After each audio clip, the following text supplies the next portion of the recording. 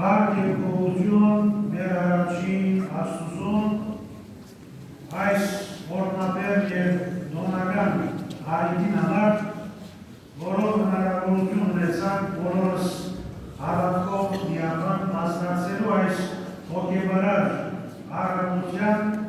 Տիրոջ օրհնությունը խոստանալու և Աստծո խոսքի ջանքով լուսավորվելու միաժամանակ պատվստում եմ որդիաբար շնորհակալություն հայտնել Արարատյան հայրապետական դեմի բարեկամ հրաշորդ,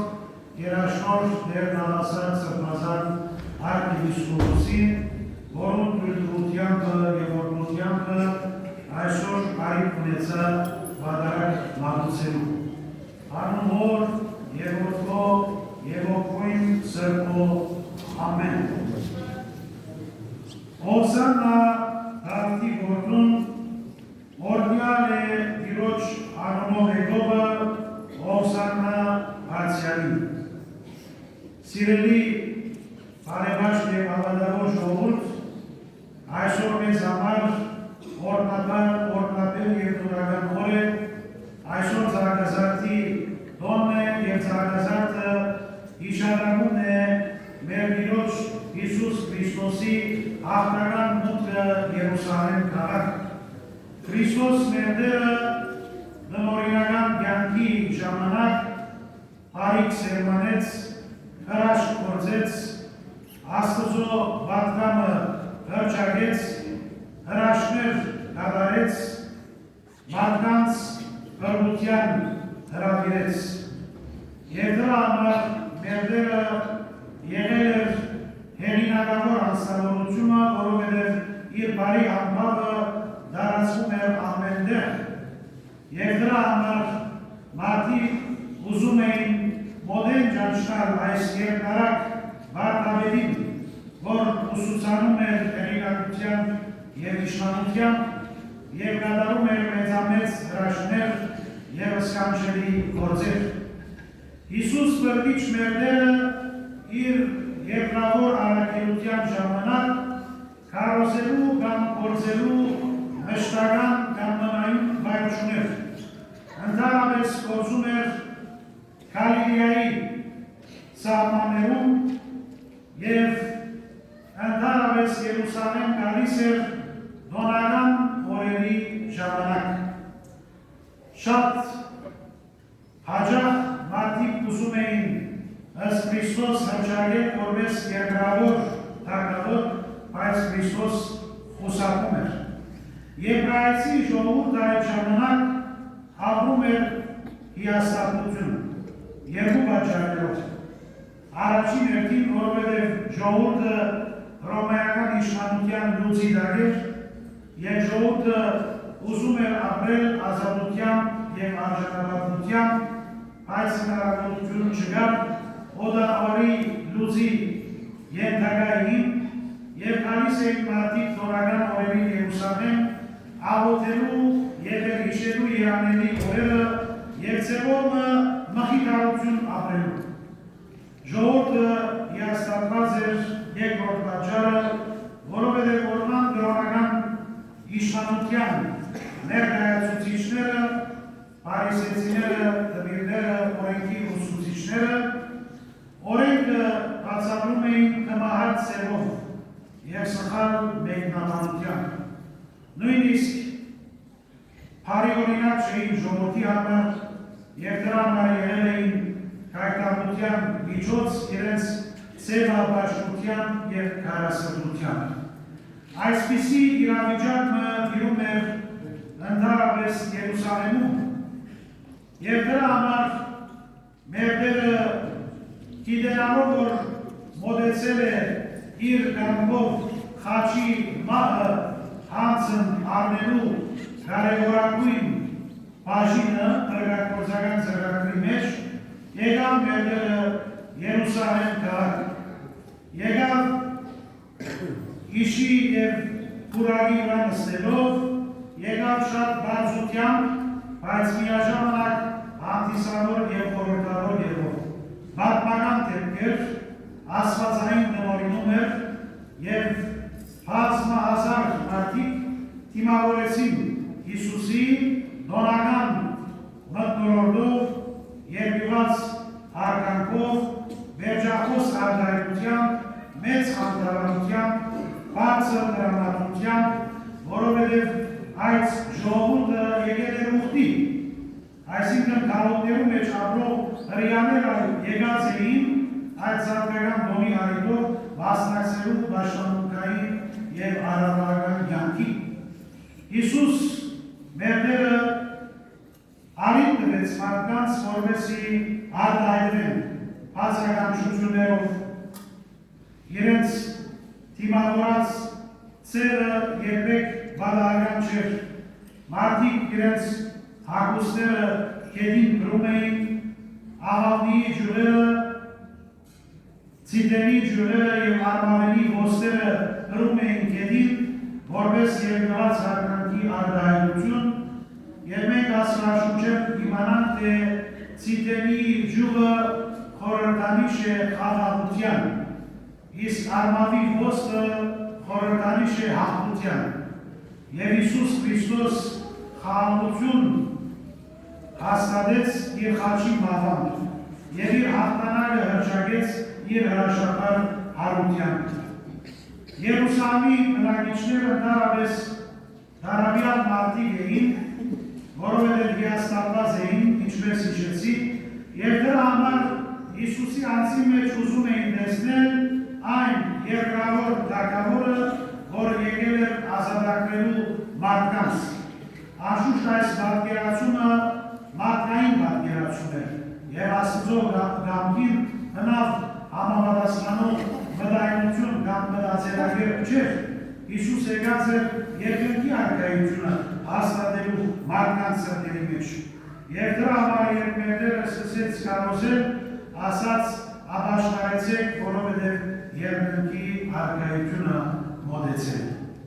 Ուրեմն Հիսուս եկել էր երկնքի արքայության ճանապարհը ցույց տալու համար, որպեսզի մարդիկ ազատագրվեն, մեղքի լուծեն,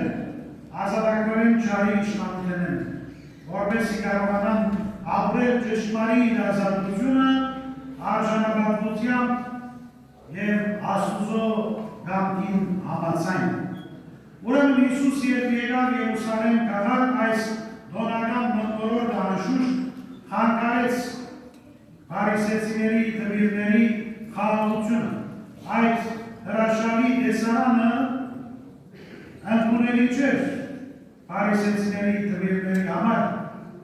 և դրա համար բարկությամբ լեցվեցան և իրենց նախանձը կրկրվեցան, և երբ ասացին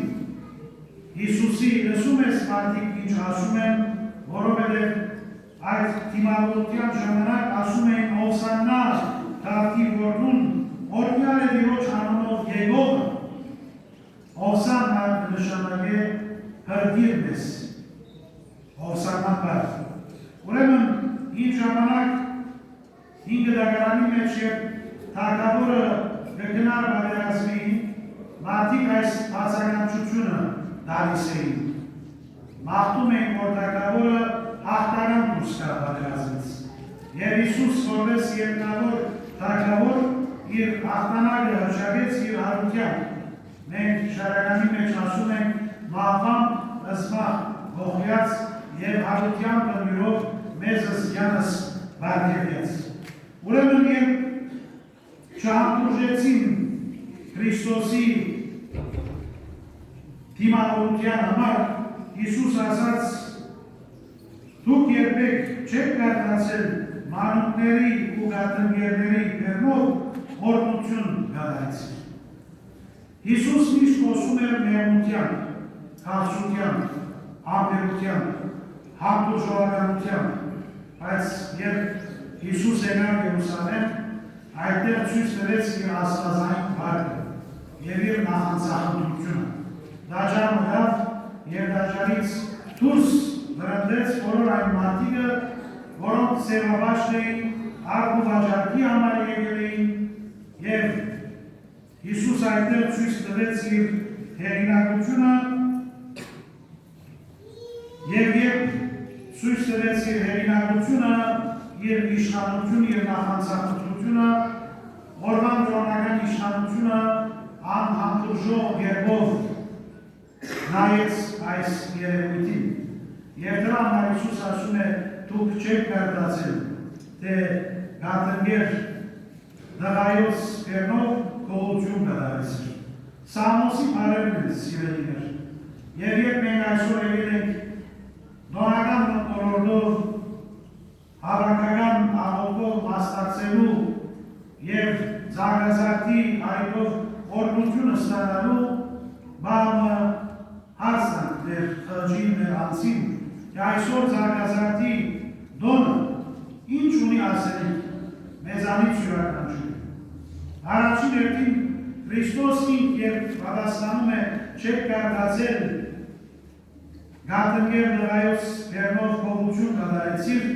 ուրեմն զարգացածի այդով մենք սովորում ենք մանկանալ այսինքն ներաշխարհով ապրիլ բարձրությամբ երբեմն մարդիկ սխալ մեկնաբանում են միամիտ բառը միամիտ նշանակում է մեկ միտք ունեցող հոմանիշը երկմիտն է երկմիտը տերավարության նշան եւ մենք խոստովանանքի մեջ հիշում ենք աջ եւ հայակ խորհրելով այսինքն աջ եւ սախ խորհրելով նշան է այն մարդու որ մտքով գաղ է եւ ճիշտ կողմնորոշվելու դժվարություն ունի եւ դրա համար Հիսուս հարկայության մտնելու պայմանները մին հիշեց կարևոր պայմանն ասած եթե երեխաների պես չլինեք հարկայության հնագիչ գիտի չլինեք ինչու երեխայի պես որովհետև երեխան վստահություն ունի ծնողի նկատմամբ գադարյա վստահություն ունի առանց կասկածելու առանց որոշ խնդիրների նկատմամբ հարցման նշան ունենալու երեխան միշտ հաստված է ծնողի խնամքին եւ զգում է երջանկությունը եւ խաղաղությունը ծնողի ներկայությամբ ուրեմն վստահության գաղափարը զորեղապես գշեշտել ներդերը երբ ասում է երեխայի պես չլինեք հարկայության արժանի պիտի չդառնաք եկեղեցական ասում է երբ մենք խնդիր ունենանք եւ աղոթում ենք Աստծո խնդիրը չենք ներկայացնում ընդհանրապես ներկայացնում ենք լուծումը այսինքն ծևումը երբ աղոթում ենք չենք խնդրում Աստծո կամքին կատարումը այլ առաջնահերթ համարում ենք մեր նախատեսած լուծումը իսկ երեխան միշտ երբ աղոթում է ներկայացնում է խնդիրը եւ ոչ լուծումը երկրորդ երեխան ունի մի կարևոր հատկանշական դրյալ երեխան անոխագալ է, անհիշաչար է։ Դպրոցական տարիներին մենք այո գրվում էինք, հասարանի մեր ներների հետ, այսունի բաղում որանում էինք։ Այսինքն դեպքը չերացի նման վերադառնում էինք մեր առօրյային, առանց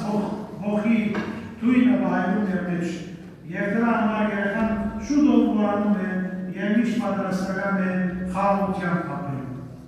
Իսկ երբ հարկ մեծանում է չի մորանում մարդկանց շարիկը, անհանդուրժող վերաբերում ունի։ Հիշում է մարդկանց շարիկը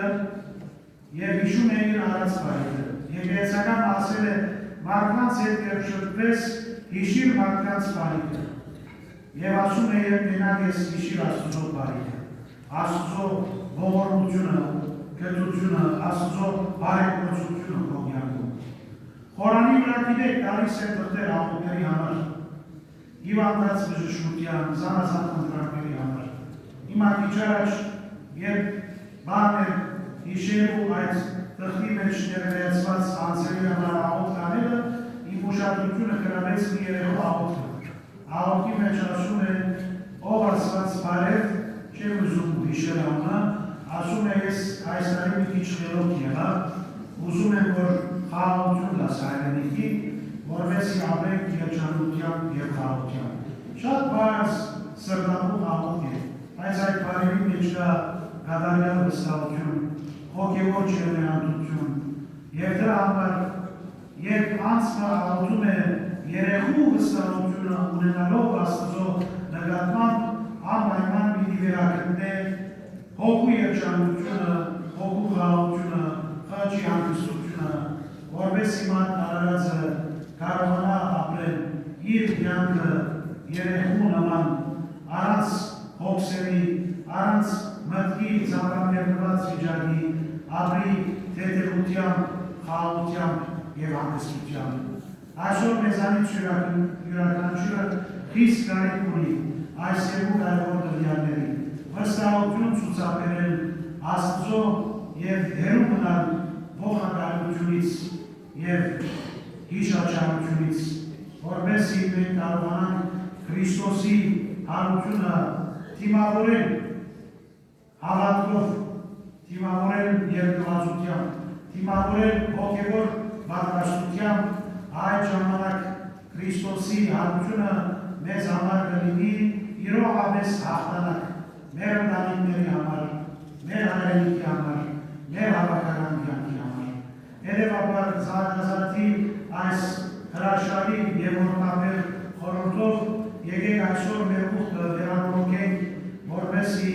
հավատքով, վստահությամբ, անկեղծությամբ, անոխագանությամբ ապրենք, թող մեր կյանքը լինի հույսով շողուն, սրբությամբ, օծուն, բարությամբ զարդարում և առաքինություններով միշտ պայլուն, որպեսզի կարողանանք մեր ապրելացիով հարավորել ամենասուրբ երրորդությունը Հայրը, Որդին և Սուրբ Հոգին։ Ամեն։